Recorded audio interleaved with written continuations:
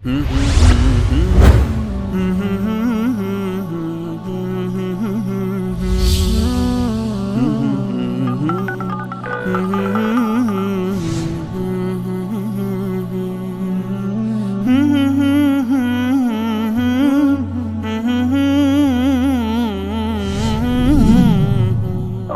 السلام علیکم. محمد ندی هم از استان یزد میزنم.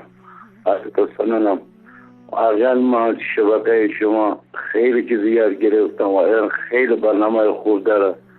اینجا هم خود میدونی یزد حالت شریف زیاده، حالت سلون مصری تو خونه یا در جایی تو باغ تو زکین مرمی خونه و اگر ما برنامه شما تشکر دست شما در نکنم و اگر مدینه خود پاس میرم ممنون و سلام. خدا.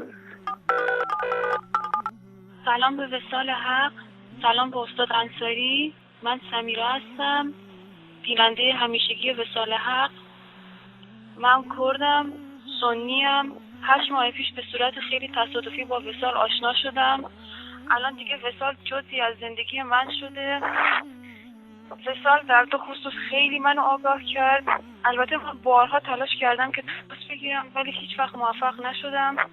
وصال در دو خصوص خیلی منو آگاه کرد. یکی این که قبلا من اطلاعاتم در مورد دین و مذهبم خیلی کم بود، اطلاعات کافی نداشتم، اصلا اطلاعاتم جامع نبود، ولی الان اطلاعاتم نسبت به قبل خیلی بیشتر و بهتر شده.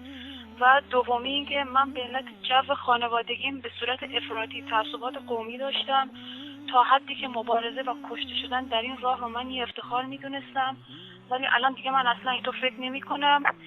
هر سال این 13 روز اول بهار رو که به نوروز ایرانی معروف هستش، من به همراه اقوام و فامیل شبها ما به کوها می رفتیم در تاریکی تا خود کله سحر. ما اونجا مشعل روشن می کردیم، به ایرانی بودن، به آریایی بودن، به قومیتمون افتخار می کردیم.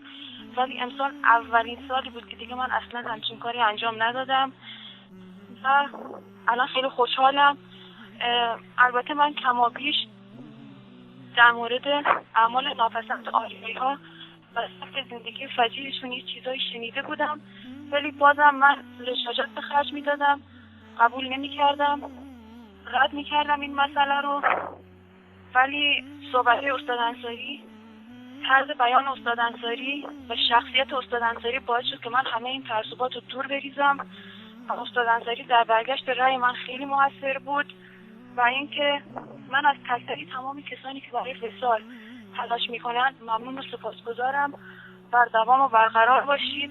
ببخشید من خیلی پرحرفی کردم. خداحافظ.